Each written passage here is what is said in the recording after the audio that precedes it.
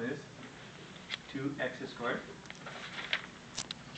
minus 3x minus 5,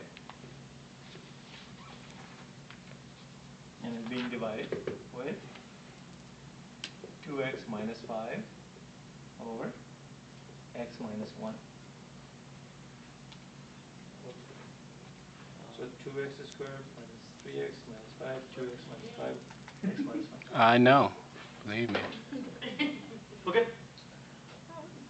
So the first one, 2x squared minus 3x minus 5, that's over 1, right? Yeah, that's correct. Very good, okay.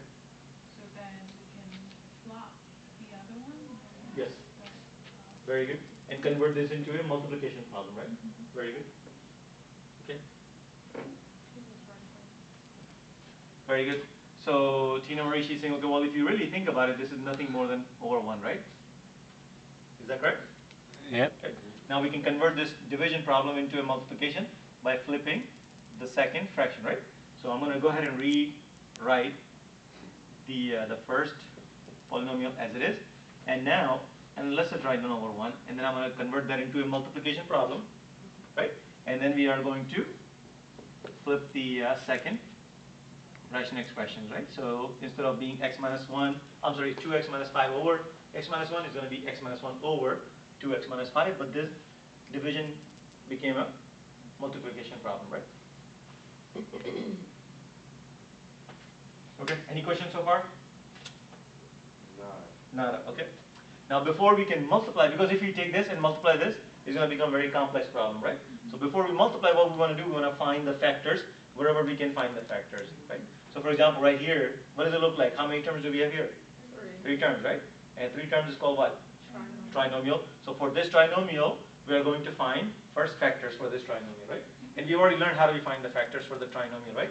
But which methodology are we going to use? AC. AC, very, very good. Okay, now here's my suggestion. When you're solving these problems, don't try to do the factoring in the same format the problem is. Otherwise, it's going to become very messy. So what I usually do, I just say, okay, we'll write down on the side, this polynomial right here and find the factors, separately. So we're going to write down right here 2x squared minus 3x minus 5. And then you're going to find the factors. Once you find the factor, then at the end we'll just place them right here, rather than working in the same problem, right? So it makes it a little bit cleaner. So, A, B, C. Go ahead, tell me, what are A, B, C? 2, negative 3, negative 5. Very good. So, what is going to go at the top? 15. 15? Yes. Negative 10. Negative 10. Oh, sorry. And then, at the bottom? Negative 3. Okay. Give me 2 numbers. When you multiply, you want to get negative 10. The same 2 numbers, when you add or subtract, you're going to get negative 3. Yeah. Negative 7? 5, right? No, not 5, 7 and 3 though, right? 5 and 2. Negative and 2. 2. Right, because we multiply, you want to be negative 10. So negative 5 and positive 2, right? Because 5 times 2 is negative 10. Negative 5 plus 2 is going to be negative 3, right? That's the right combination. Now, remember, here A is not equal to 1, so we cannot use the shortcut. So here we have to go, 3 terms to 4 terms, and then grouping, and then find the factor, right? What? No, what I'm saying that A is not equal to 1, right? If A is not equal to 1, we cannot just simply say, hey, this is going to be x minus 5 and x plus 2. Because A is not equal to 1. If this would have been A is equal to 1, then we can just write the factors only. So in this case, we are going to go first 3 terms to 4 terms. So instead of negative 3x, we're going to write down negative 5x and 2x.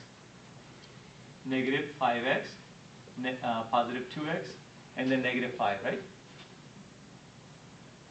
So we have 3 terms, we went into 4 terms. 4 terms, you're going to do the grouping, the first 2 and the last 2. What's the greatest common factor in the first 2 terms? X. X. So if you factor x out, what are you going to have inside the parentheses? 2x minus 5. Good. The middle term is positive, so I'm going to write down positive. And what is the greatest common factor between the last 2 terms? 1, very good.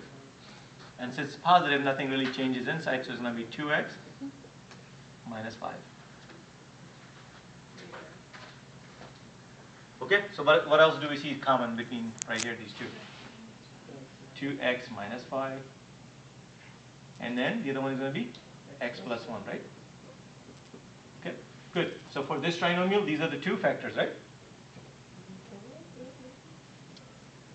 Which is just one part of the problem. Right, I'm like, well, how do we get back to the other side? No, we're going to go back right here.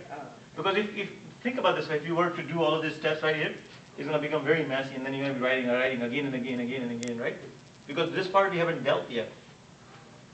Right, just for like a 4-page project. Yeah. I told you. And on Alex, all you have to do AC method for every last problem, every last one.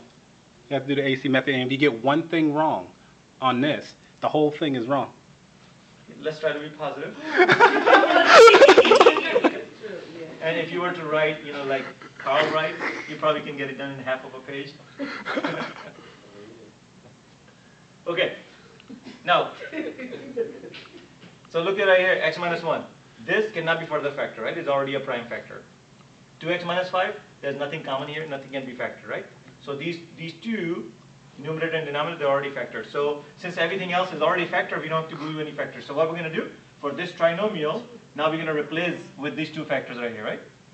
So what are the factors for 2x squared minus 3x?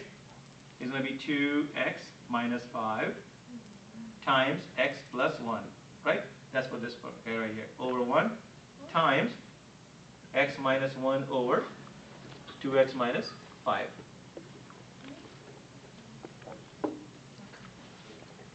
So for this guy, we knew, okay, what are the two factors, right? And where we got those two factors right here, right, on the side. So are there any common factor we can cancel out? 2x minus 5, 2x minus 5, right? So this goes out. So we're going to have x plus 1 at the top. And then the other one is going to be x minus 1. At the bottom, do we have anything else left? No, right? Because 1 and count 1. And we don't write actually 1 at the bottom, right? So now, if you multiply, what are you going to have? No, X, it's not 0.